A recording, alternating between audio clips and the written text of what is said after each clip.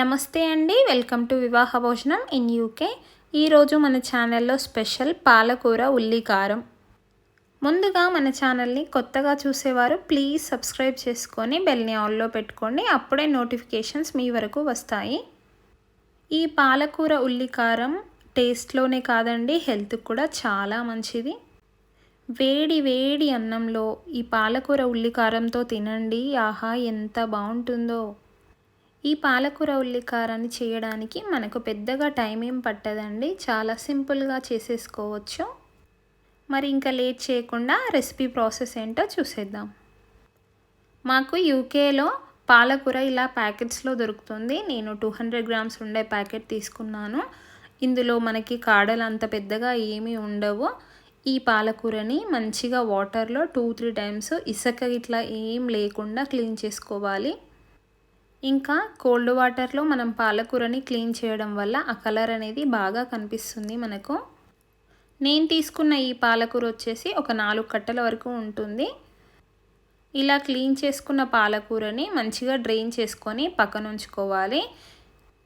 పాలకూరలో ఉన్న వాటర్ అంతా పోయిన తర్వాత వీడియోలో చూపిస్తున్నట్లుగా సన్నగా కట్ చేసుకోవాలి.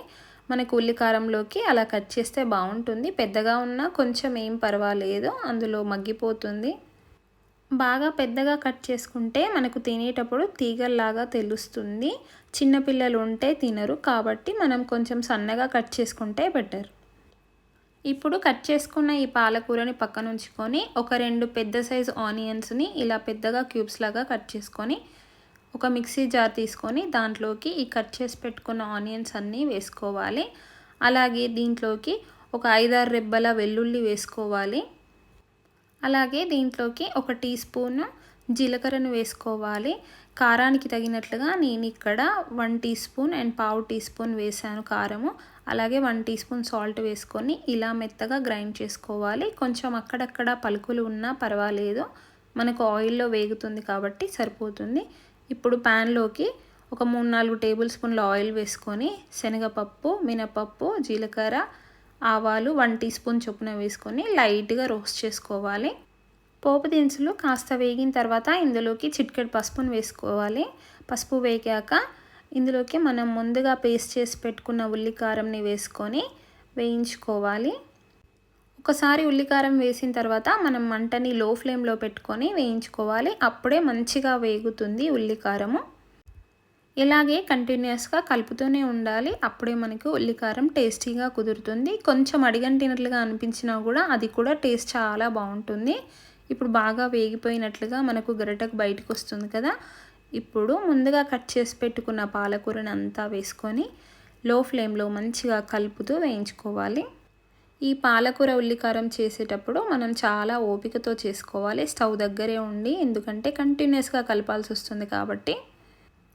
అసలైతే ఈ పాలకూర ఉల్లికారంకి 5-6 టేబుల్ స్పూన్ల ఆయిల్ పోస్తారు, కానీ మనకి హెల్త్ కూడా ఇంపార్టెంట్ కదా, అందుకనే నేను 3 టేబుల్ స్పూన్స్ వేశాను.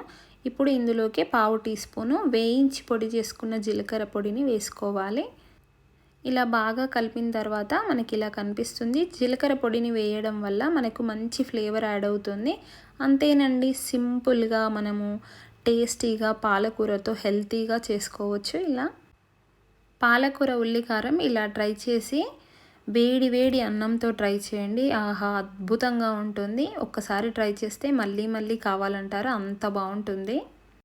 ఈ రెసిపీ మీకు నచ్చినట్లయితే ప్లీజ్ సబ్స్క్రైబ్ చేసుకొని లైక్ చేసి మీ ఫ్రెండ్స్ అండ్ ఫ్యామిలీకి షేర్ చేయండి. అలాగే మీరు ఎక్కడి నుంచి ఈ వీడియో చూస్తున్నారో కమెంట్ చేయడం మర్చిపోవద్దు. Thank you for watching. See you in next video.